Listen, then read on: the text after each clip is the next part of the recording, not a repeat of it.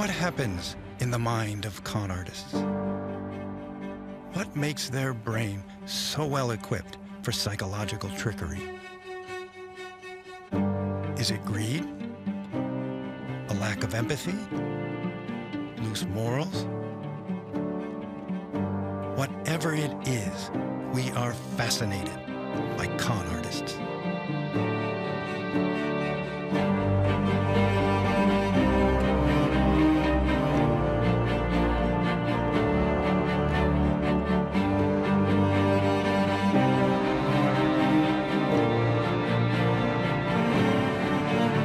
Shaun Greenhalgh from Bolton, England, produced a large number of art forgeries over a period of more than 2 decades. Aided by some members of his family, Shaun successfully sold his forgeries to museums, auction houses, and private buyers. The Greenhalgh family fooled experts from all over the world by claiming they had found or inherited extremely valuable works of art. The Greenhalgh family lived a modest life in a Bolton council house. His work has even been admired by some very high-profile art collectors and was even seen by the Queen. According to Scotland Yard, the family produced more than 100 fake artworks. It fears that a lot of their forgeries are still out there, mislabeled as originals. He was eventually caught and sentenced to 4.5 years in prison.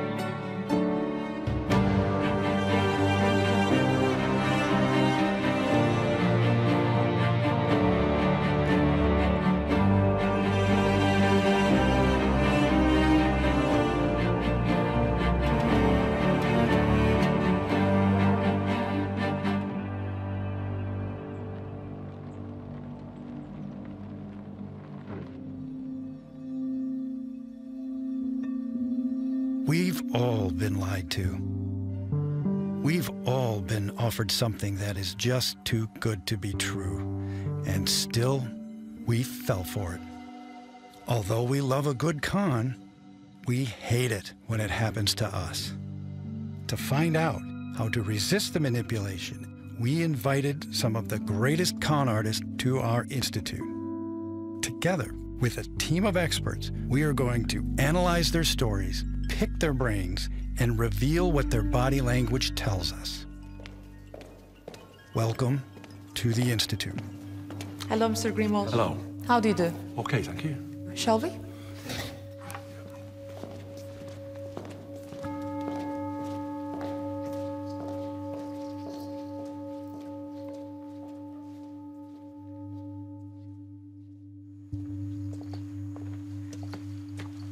Hello. Hello, hi, Hello. Shaun. Hello.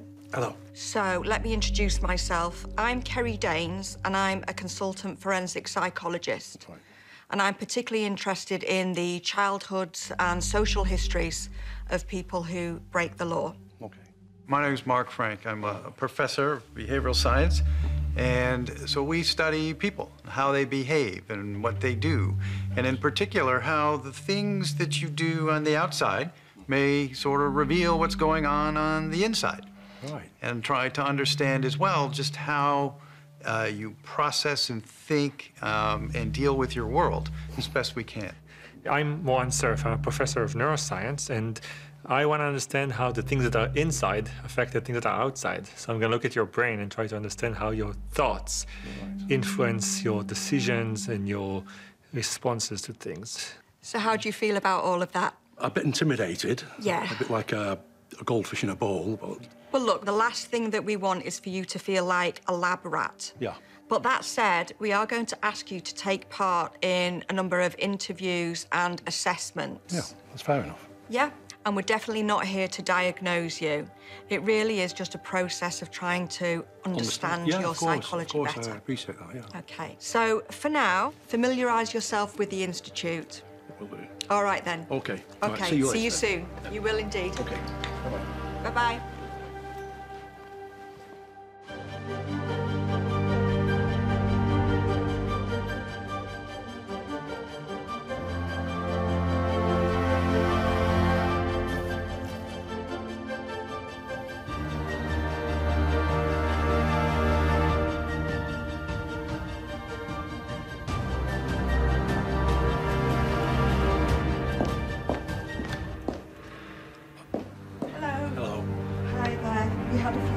to relax and gather your thoughts? Contemplative thoughts. Yeah? Good.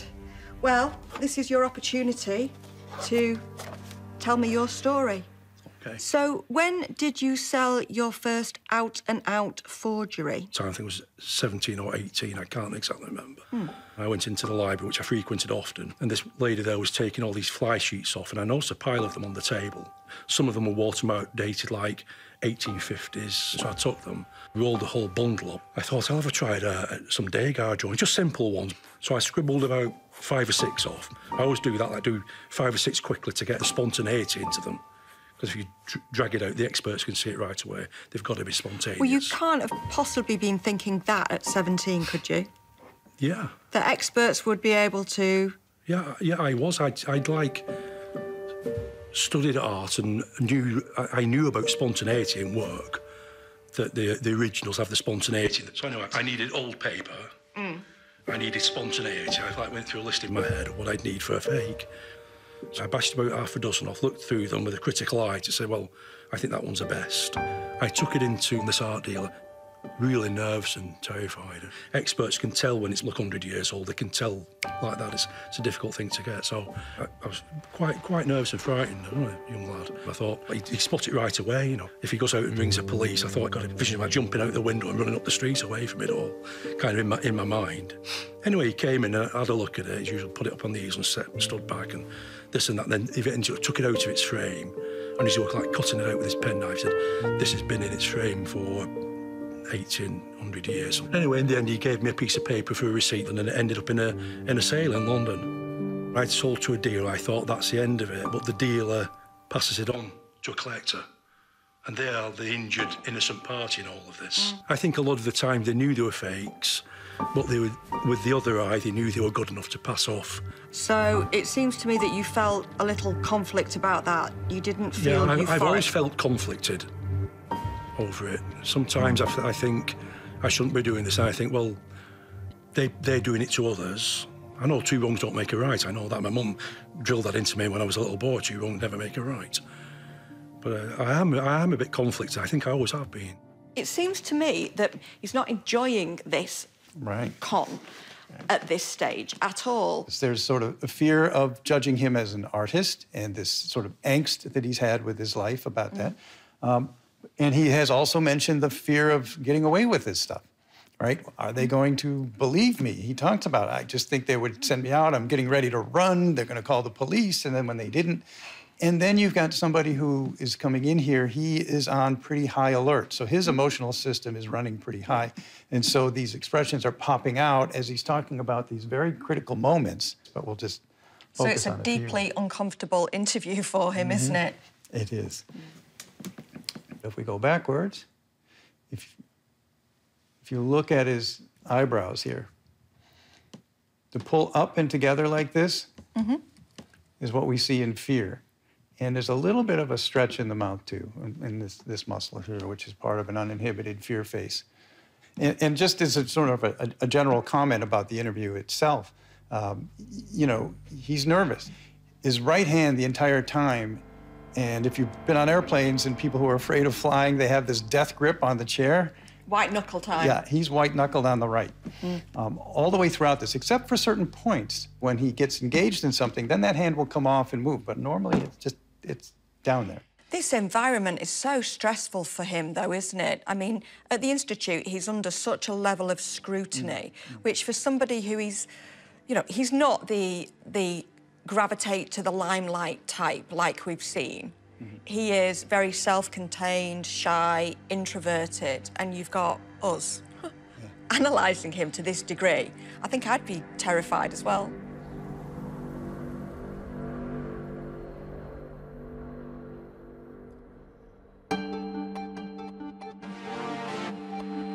EEG is a tool to measure brain activity. It looks like a swim cap. It has electrodes on it that you put on the surface of the head, and it listens to brain cells deep inside.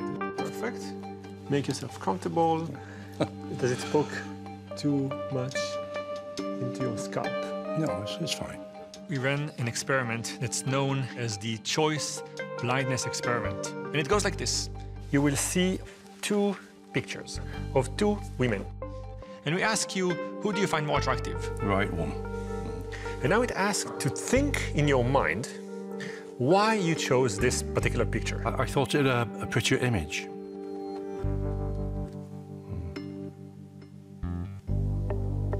Trial 10. Again, a prettier visage, I think. You make a choice, you explain it, you move on. You did it 100 times. Again, difficult to choose between the two, so I wasn't sure. But there's a trick here, and the trick makes it interesting. The trick is that every now and then, if he chose the card on the left, I give him the card on the right, the card he didn't pick. He is confronted with a choice that he did not make, but he thinks I gave him the one he asked for. When I asked him to explain his choice, he either has to tell me, this isn't my choice, I don't know what happened here, it's a different card, or he has to come up on the spot with a creative answer to a choice he didn't make that will actually assume that it is his choice. I think a slightly happier face than the other one, but I may have got this the wrong way around. He chose A, he gets B, and he says, I like B because the smile is great. For that to happen in his brain, first when the choice was in front of him, he had to use a part of the brain, the frontal lobe, to actually make a decision. Trial 27. Serious, but pleasanter looking, I think. And then we can look at his brain and see how fast, how good, and how unique is he in coming up with a story that explains something he didn't make as if it was his choice. So in some trials, you saw two pictures, you made a choice, and then I showed you the other one, the one you didn't choose. I thought occasionally, that isn't the one I chose. Why didn't you say then? Well, I didn't like to say, but I think I should have done as part of the trial. But whatever it is, either he's a very nice person who didn't want to offend me, so he changed reality just to make my life easier. He said, I'm not going to upset this guy, so I'm going to just make up a story. And yet, you know, he tends to think he's fairly inscrutable, but yet there were lots and lots and lots of emotions that we see with him, and more so than almost anybody else. Either way, he is good in coming up with stories. And that's a manipulation that in the brain requires mental gymnastics to kind of change reality, and he does that extremely fast as well. And then when you look at the brain itself, you can see which areas of the brain are the ones doing that and how fast they operate. And in that sense, I think the results that I found were interesting in that it takes him a lot less time than you and I. How did your father become involved in your art dealings? Well, as I remember, my dad retired. He hated retirement. He asked me what I was doing. I said, I'm going off to London selling a painting. I didn't say it was a fake at the time. You didn't? And this was a Samuel Peploe fake? Yes. And he said, can I come with you to London? So I said, yeah, OK. Then we got there. He said, I think I know what you're up to, Shaun. I kind of came clean with him there in the car. We had a talk for about an hour. This conversation that you had in the car for an hour, yeah. What was it? He just came out with it. He said, are you selling fakes? So I just told him, I said, yeah, Dad, I'm selling fakes. I said, what do you think about it? I think his response was, he just smiled at me and grinned. He said, I thought you were up to that, you little bugger. And my dad said, can I take this picture? He seemed to be very convincing. Do you think that he understood the gravity, actually, of what you were doing in terms of the consequences legally? Yeah, I think he did. Was there a conversation about, right, this is how you do the deal and this is how you make it convincing? No, the only thing I said to my dad is to say to the dealer, could you tell me what this is? And would you be interested in buying it? And leave the lead with them. Anyway, he took it in. I always carried a little Sony recorder. I'd put it in my pocket to record the conversation. I put it in for him, just so I could hear what the dealer was talking about. Why did you just have one on your person? It was my way of kind of keeping a record of the deals. Just a pocket record, and I can go back and see what they were talking about. Early to mid-90s, I was contacted at Scotland Yard, where I'd set up the art squad, by an art dealer called Peter Nahum. He had been approached by a guy who had been driven to London by their sort of 40-ish-year-old son, and so they were selling the painting. And Peter had looked at it, he thought it was a good Peploe. At the time, the paintings were selling for sort of £30,000 to £40,000, and he paid them around about £10,000 for it. and gave them part cash and wrote out a cheque for the rest of the money, or the lion's share of the money. If something has a good provenance, then it kind of sells. If there's a plausible provenance there, I think the experts stop looking. They stop looking at the real thing. That's the only way I can describe the way some of the stuff I've made that should never have got through. Yeah, provenance is really important in an artwork because it's the background, the storyline that tells you how the artwork got to where it is now. So it's when it was painted, who painted it, but more importantly, who's owned it and where it's been. Peter had contacted the Peploe expert, who was a guy called Tom Hewlett. Tom had laughed when he heard that Peter had bought this painting because he too had been offered this picture. To Tom, it clearly was not by the hand of Peploe. Tom had then checked out the gallery, the label on the back of this painting, purporting to be from this gallery in Edinburgh.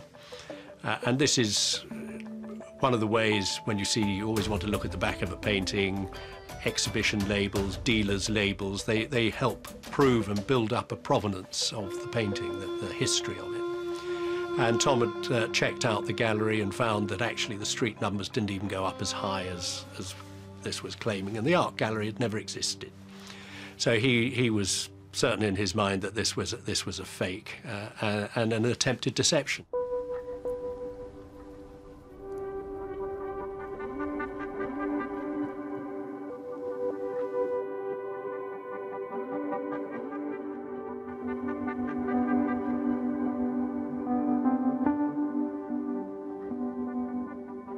Shaun, thanks for being willing to take a few of these assessments for us. Okay. The first test we're going to show you are a series of videos. They're about 1 minute long, and they feature people who are lying or telling the truth about a strongly held opinion.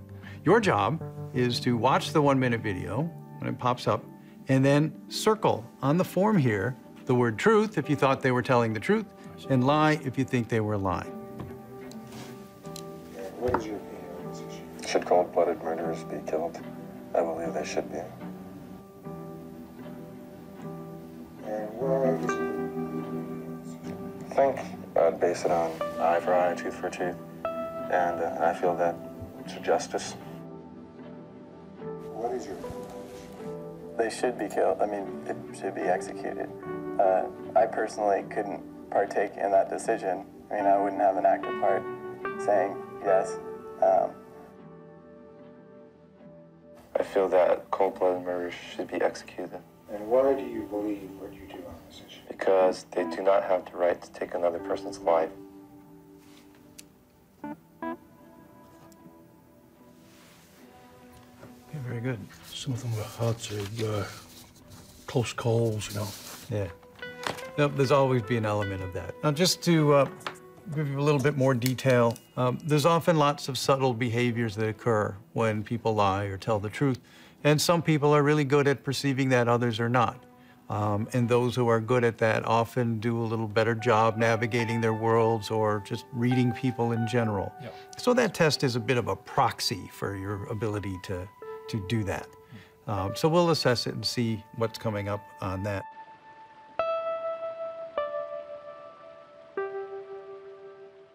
He's talented in coming up with a story, and I think his con artistry was partially the ability to do the sculptures and the painting and so on, but partially coming up with a story. He was fast in coming up with a story in my test. His brain manifested the speed by which he is able to do that and the ease by which he can do that.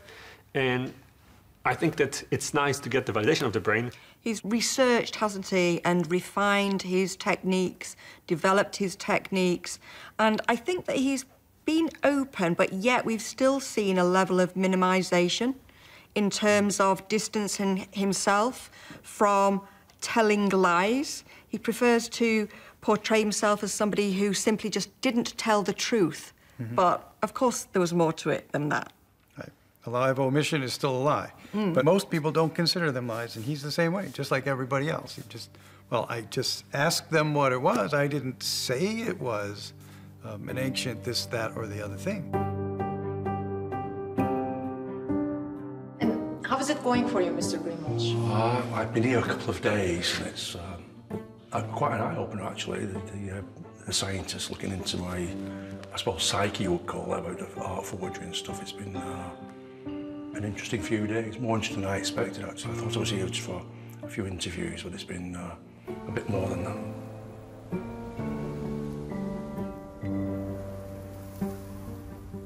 Tell me about your childhood. Who was in your family? I had my mum and dad, and I'm like the fifth of 6 surviving children. Were other people in your family artistic? Not particularly. My mum was quite good at baking and needlework and all that kind of stuff. But my dad was really good at art, but he wasn't interested in it. He had a wonderful drawing hand, and I think it was his showing me how to draw and holding my hand and doing these wonderful drawings with my childish hand that kind of fired my enthusiasm. A tiny little boy, my dad picked me up and sitting me on his knee, and he would get a piece of paper and hold my hand around and show me how to hold the pencil as he'd hold it. And then away we'd go, all with his strokes. My hand was just like within his. He'd like draw birds and fish and all kinds of nature things. And I just thought, I can remember like the sensation, like, wow, they just appeared in front of me. Very realistic. I couldn't draw myself anything like that at that age, not until I was probably 8 or 9 years old, but I can remember being really, really impressed with the images. How did they appear from nothing? Okay, and how did it develop? I just like to do my own thing, so I never did art in class at school. I'm sure people must have started to notice that you had this ability. Were you pushed in any particular direction? No, my mum and dad didn't believe in pushing me. My mum always hoped that I would go into further education, actually. She wasn't really keen on my art. She said she preferred me in some kind of academic role, so I think it was a bit of a disappointment to him. What did you want to do? What was your dream? This art obsession came into me. Well, it was there all the time, but it got stronger and stronger every year. And not that I wanted to particularly be an artist. I was just interested in art and the manufacture of art. Not so much the cerebral side of it, more like the manufacturing side of it. I like look at something and say, well, how was that made? You also had some holidays abroad, which really influenced you. Yes. Can you tell us about that? Oh, I went to Rome with my dad. That was a massive eye-opener to me. I went again later when I was about 15. So I'd be about 15 when I was independently walking around Rome and looking at it. I was just blown away by it. Well, it's a beautiful place. It's an amazing place. Where did you go to? Oh, where did I not go? I just didn't have time. There was just so much I wanted to see. And what in particular blew you away? Michelangelo's sculptures. I believe I've read somewhere that he made that when he was 21 or 22 years old. I couldn't believe that it was made by one man at that age, even at any age. It'd probably take me, I don't know, maybe 2 years' work. And even then I'd be struggling, probably with a team to help me to polish it and finish it, But you're comparing yourself to... I know, but what I've always thought, Kelly, with these people, they're a man or a woman, they've got 2 eyes, 2 hands, and what passes for a brain. I think, well, and this has always fascinated me, if they could do it, why can't I or anybody else? Did you feel inspired to make something similar? Well, no, when I got back, I felt massively deflated because I'd like seen all this art in books. I'd seen it as a little boy, but it didn't really register, but kind of, how would you say, I didn't kind of reckon it being out there. I just thought, wow, I thought I was a pretty good artist at the time before I went because I could draw and paint and sculpt better than any of my friends. Some of them were a bit artistic, but not many of them. When I came back, I just felt like I'll never achieve anything like that. I felt kind of depressed for quite a while and deflated. He is talking about a sense of feeling deflated. So you've just been to see... It's like, I don't know, can you imagine a teenager of our time that's maybe just been to see a pop star or something in the flesh, they've met them in the flesh? You should be elated, shouldn't you? And yet he feels sad, he feels deflated, he feels inadequate. It's almost, I actually thought of the analogy of like athlete. All right, so you think you're a good basketball player and then you get a chance to play a match with somebody who's a professional and you realize you're just not in the league yet. And even yet you thought you had all these dreams and aspirations of being one yourself and you realize I have so much more to go. And that's where he is. I think that's a better analogy, but it just strikes me how negative his thinking processes are. I think we're learning a bit about his character, and this was at a very young age.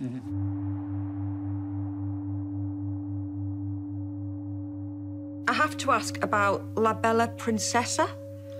Oh, yeah. La Bella Princessa, have I got that right? Principessa. Principessa? Yeah. Right. You say that is your work. I'm convinced that it is. You're convinced, or you know? Surely you must know. Yeah, I do. Right. But there's been so much controversy over it. It's kind of made me not doubt it. I don't doubt it, but I've kind of shied away from it because it's like upset a lot of people. And I'm just trying to be honest. Some experts have said that that is by Leonardo da Vinci. And a lot of experts have said it isn't. And a lot of experts have said that it's a fake, but not necessarily a fake by you. Yeah, they've said that it could be by a German. Well, surely if you created a picture, you must know if that's yours or not. I went to see it in Milan, to see it actually in person because I wanted to be sure.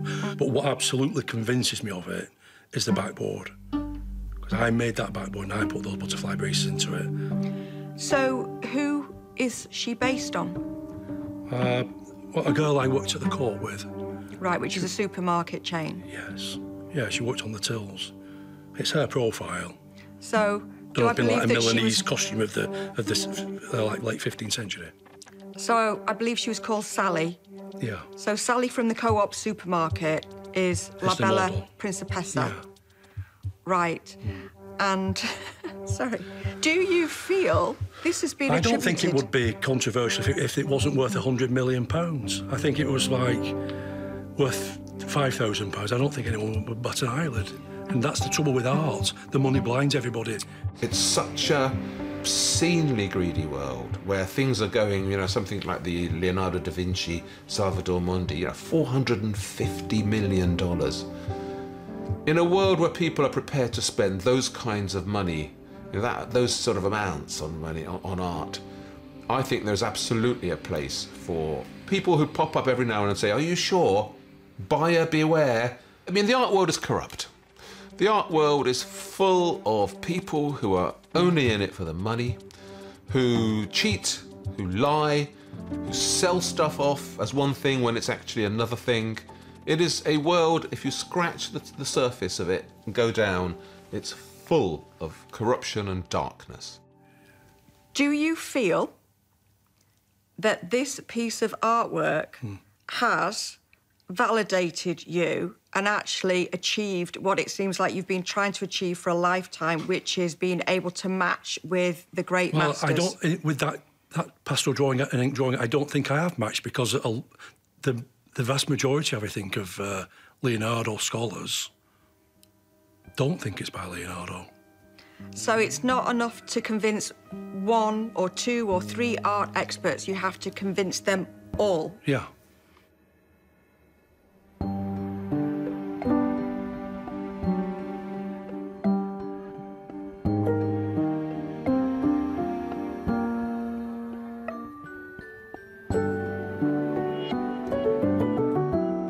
For this test, we're going to be looking at your abilities to judge expressions. Okay. And what will happen is a face will appear, and then in about 3 seconds, that same face will make an expression. But that expression will be on for 1/15 of a second, and then it's back to neutral. So your job is, what expression was that flashed at you? After you do it, then circle the item there that represents your judgment on this. And then when you circle it, go hit number 2 and continue through all 14 items. The key is once that face pops up, though, just remember, don't blink. Yeah. Because if you blink, you might miss it. Okay.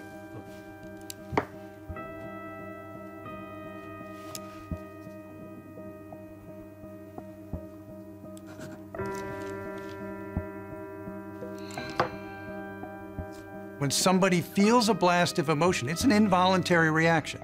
When somebody goes boo, you jump, you don't stop and think about it, right?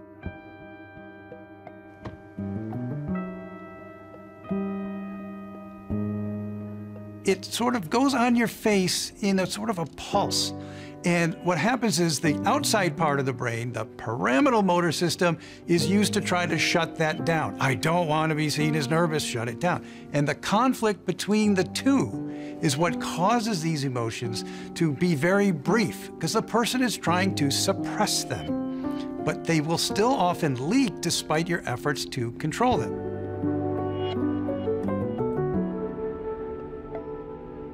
His ability to detect deception. He scored about 60%, which is higher than average. The microexpression test is actually just about average. It's about 57%. His ability to manage his behaviors, all that other kind of stuff, actually on the low end, which sort of surprised me a little bit. Some of it, I think, was driven down by the shyness elements that he reported in terms of his behavior. And what type of behavior, then? What type of behavior does he have problems with managing? Just, you know, with people looking at him, being center of attention, things like those sorts of things. So, yeah, general social anxiety, then? Yeah. Is anything shaking out on the brain work? He's a unique character in that he's a real artist. And I think his craft in terms of conning is unique. He's producing something that people in their minds will think is good, is real, and so on. So he really creates the environment for everyone to con themselves.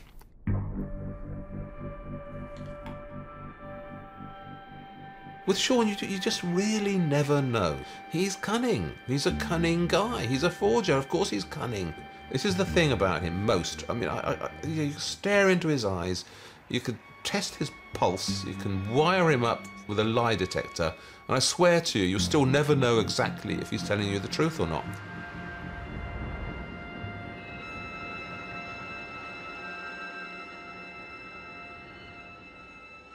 So your mother, Olive, and your father, George, did they know where all of this money had suddenly come from? Well, I kind of had to be careful of what I spent. When I was at work at the co-op, I put long hours in, 5.5 days a week, lots of overtime and stuff to kind of camouflage it. OK.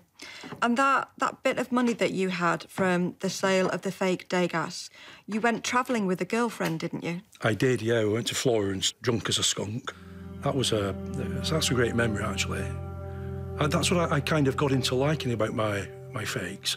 I could make one, which would probably take me a few weeks, sell it for, compared to my friends, maybe several years' salary. And then I could go travelling. I wanted to see these. I'd seen all these works of art in books. I wanted to see them because I don't think you can appreciate them until you see them in real life. That money gave me the opportunity to do that. And you did this with a girl called Janie? Yes. Can you tell me about Janie? That's a bit difficult. I met her in the university library, the Ryland Library, Manchester University. I thought, wow, prettiest thing I'd seen. I was hooked. Yeah, definitely. And did that money that you had, did that enable you to use an old-fashioned term, court her? I've never really been a flash person. Like when I've travelled, I've always stayed like in relatively basic hotels. I don't really like to stay in anywhere flash. But it gave me the opportunity to ask her to come away on holiday with me in the summer break, which we did. And you went to some beautiful places and had some good memories, as you say? Yeah, absolutely, yeah. What happened to Janie? Well, we went on holiday a few times, and she'd like graduated and she was taking a post-degree course. And well, first of all, she started with headaches and that, but she was working very hard and into the night, and she had a couple of jobs, bar jobs and stuff to make ends meet. So, anyway, she went to see the doctor and he put it down to, what shall we say, headaches, overwork and what have you. She started to get these headaches more and more, and one day she had a seizure. One of my brothers has epileptic seizures, so I knew exactly what it was. And that's what I thought it was. And so anyway, to cut a long story short, she was diagnosed with a brain tumour, I think, February '81, and she was dead by September. Wow. Quite quickly. From no sign of it at all to, yeah. And how old was she? She was 2 years older than me. She was 23 at the time. Right, that's terribly tragic. Yeah. That's very sad. How did that affect you? Well, it just blew me away for a few years. Yeah, she couldn't understand it. Such things do, don't they? Of course. Yeah. Of course. So you were grieving? Yeah. Yeah. Had you ever, during your time with Janie, thought to yourself, hang on a minute, I'm making money here through illegal means? Yes. Tell me about that. I don't really know what to say about it. I did confess to her, and she said that I shouldn't be doing it. She was dead set against it. And I did pack it in for a while. While I was in a relationship with her, I didn't do any fakes. I did art and tried to sell it. I put some stuff in the Octagon Theatre in my own name. It was sold for paltry amounts. So I did some of those, and that didn't bring really big prices. But after she died, I felt bitter, so I'd been robbed. And so I kind of went back into art, like full steam ahead, and fakery, just fakery then. And I kind of really got into it then. I met this like Bolton Antiques deal. He introduced me to a guy in Manchester and then another guy in London called Tom. I won't elaborate, but he had a big gallery in the West End, and he was absolutely corrupt, importing stolen antiquities, fake silver, having hallmarks made and rubbed out. Every scam in the book he was into. And I went along with it because I didn't want to do anything else.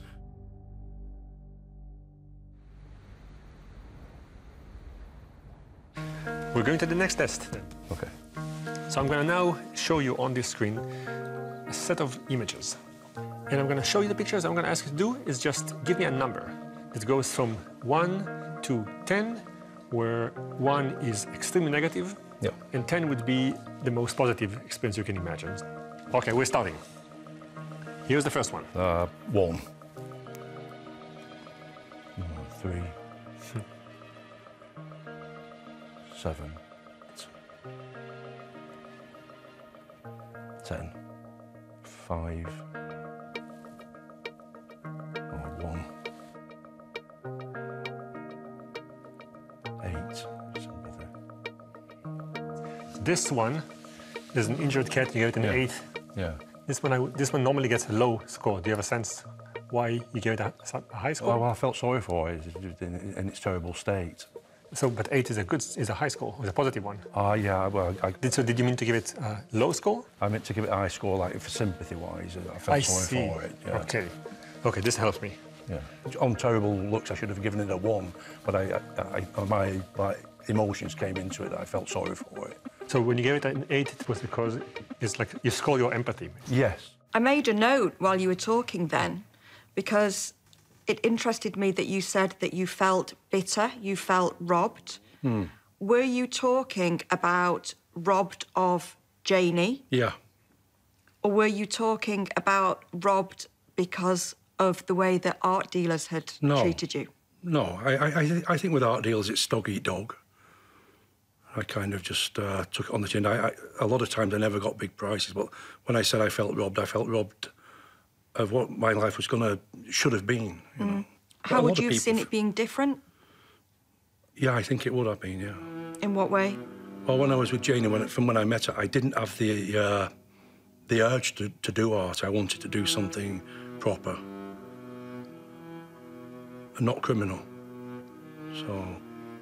She made you want to be better? I'm absolutely certain that my life would have gone in a completely different direction. I'm certain of that. Not just think it, I'm absolutely certain.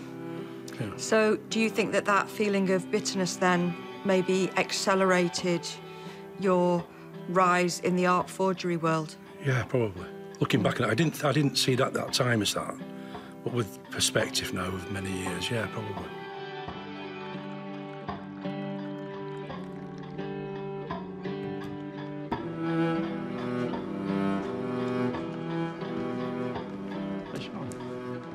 Mind if I have a seat? No, take a seat.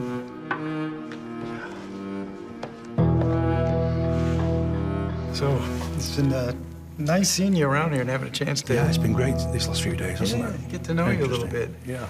And the question I wanted to ask, and so I could hear from you directly, was sort of, just curious, like, how you did it. Sometimes I don't know how I did it myself, really. It's one of the things that led to it was I was looking in books and magazines when I was like into my 20s, when I was looking for new proper fakes rather than just rough copies and small prices. and I would see like location unknown of a work of art.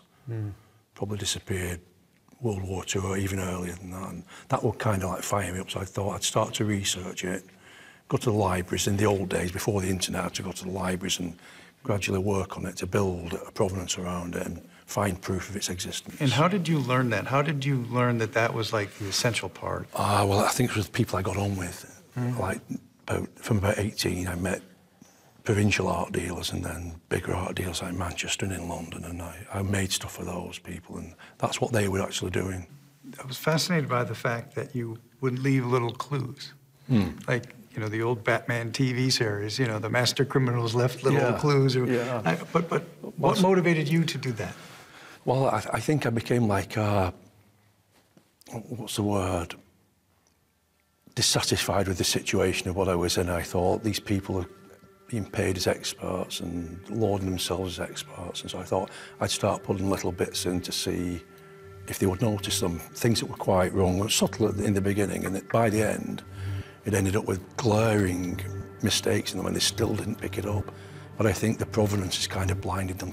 I'm just sort of curious, too, you know, reading up a little bit about skills and vision in an artist. Yeah, well, I've kind of lacked an original vision. I think that's why I never cracked as an artist. I think the trouble with most artists is that they have an exaggerated sense of their own creativity. It's the opposite of Shaun. There are far too many artists in the world who think they're brilliant and who think they're original and who think that everything they make is really great and that they're forgotten geniuses, and why the hell isn't my stuff on show at the Rijksmuseum or the Tate or National Gallery? There's loads of those people out there. The perverse thing about Shaun is that he actually has got it here in the fingertips. He can make things that no one else can make. And what they can't do, he can. What would you prefer if you did the perfect Leonardo and everyone thought it was Leonardo? Or a great Leonardo, but they said, you know, it was Shaun's? Which would make you happier? I think the great Leonardo that would be put down to me to prove that I could equal him, but I can't. It's just a fantasy. Tell me about the Amarna princess. My dad had seen something in the paper about some Egyptian antiquity bringing a large amount of money, so it caught my interest. And I looked at these statuettes. I thought, I wonder if I could make an alabaster Amarna princess, because the bodily features are very exaggerated and very abstract, and very beautiful to my eye. Anyway, I carved it in the winter of '99, just before the millennium, a few weeks before. Aged it. I put it in a cupboard at my dad's, in the airing cupboard, in late 2000, and that's where it stayed till, I think, mid-2002, about 18 months. And I went to my dad once. He said, Shaun, he said, you know that alabaster? He said, what I think we should do, he said, I think we should contact the Bolton Museum, because we all knew that they had a great collection. They've got a great Egyptology section. Yeah, I've been there. The great Egyptology. Yeah. And the lady who came to see it at my mum and dad's, she was a very, very knowledgeable lady, Egyptologist. And as soon as she came in, she said, that's Amarna. Anyway, one thing went to another. She said, can I take it away to have a further examination? She came back 3 months later and said, can we buy it? We'd like to make an offer of $250,000. And a few seconds later, no, let's say $500,000. I think we can raise that. $500,000 is a great incentive to anybody. How much was it sold for in the end? I think $500,000. I think we paid our taxes on it, and I think we got $440,000. Which is a huge, life-changing sum of money. Didn't change my life. And was there celebration in the house? No, not at all. None whatsoever. When the Greenhalgh family were finally arrested by my successors at Scotland Yard, I was not surprised that, you know, this was a family enterprise, and clearly it was a family enterprise. I was somewhat surprised, however, at the lack of splashing the cash. You know, they'd made a lot of money out of this. Now, generally, that is the purpose of creating fakes and forgeries. It's, you know, it's personal gain. And when generally criminals succeed and they're in the cash, they splash it. You know, they'll spend it. That's the sort of thing that criminals are expected to do. You know, as it was explained to me, Shaun had bought himself a new pair of socks. What did you do with the money? I left it in the bank, and it was there when 2.5 years later, when the police came and knocked it. So, I hadn't spent any of it. what was the point of this? I really don't know, some kind of madness. I can't explain it to myself.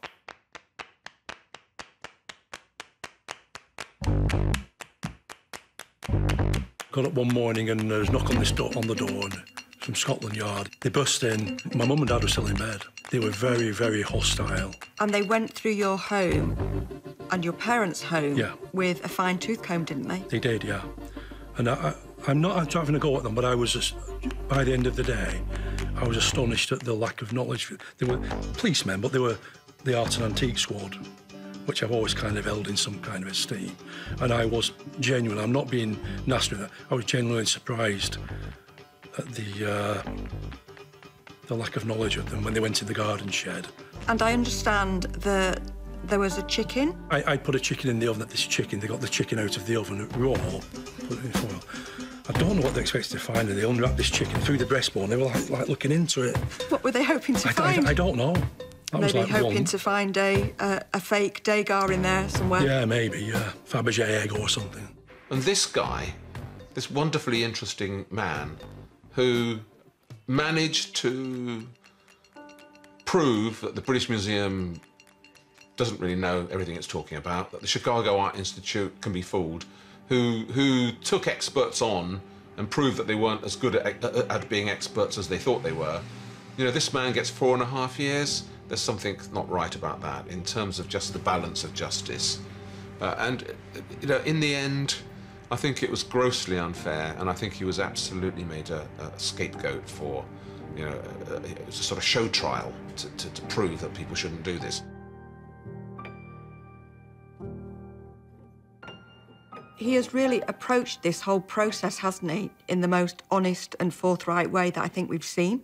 Yeah, and the transparency, as you say, and the forthrightness. I mean, as he talks about any kind of emotional thing, boom, there it is on his face. I would say on emotions, I had some strange experience, which I think was just a flaw of the interaction between us, which I ran this study where I showed him pictures and had him rank them, that a picture that I would clearly put on the very low end as a negative picture, he gave it 8. Is that because he's looking at that picture with an artistic eye?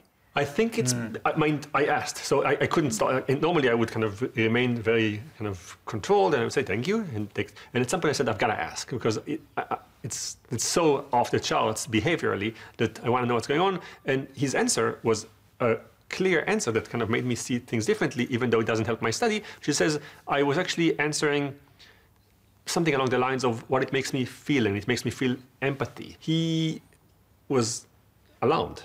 I think in all the tests I saw that he's concerned. He's concerned about what's going to come up, what we're going to figure out. So he was nervous about the test. Hello. Hi, Shaun. Pleased to see you again. Good to see you. Yeah. Have a seat. Have a perch. What were you afraid that we were going to say or find or no, it wasn't that, Mark. You all come across quite pleasant, but I think it's like, how can I say, it's kind of like probing into my mind that I've never had done before. I think that what got me really excited about your particular story is that in order to perform a forgery, you basically have to get into someone else's mind. But I think that's might have, what you've talked about, might have stifled my originality, maybe. Trying to think about these people, how they would do it and whatever. So it's kind of stifled my originality. That's why I don't really have any. So you were talking about all these emotions that you were wrangling with internally, but you were showing them externally as well. As far as the deception, which is a more complicated social judgment, you were above average, not like extraordinary, but better than the average person. For me, what was particularly important was the lack of belief you have in your own abilities. Yeah. But I think there's nothing more self-defeating than somebody with your abilities making forgeries, because you know yourself, as we said in the interview, If you're forging somebody else's work, if you are trying to channel somebody else's ideas, Yeah, like Moran said. yeah, then you can never really be proud of that. Oh, it stifles originality, I think. Yeah, you can never really feel an ownership of that. Sadly, this is goodbye. Okay. An insightful. We really enjoyed the time.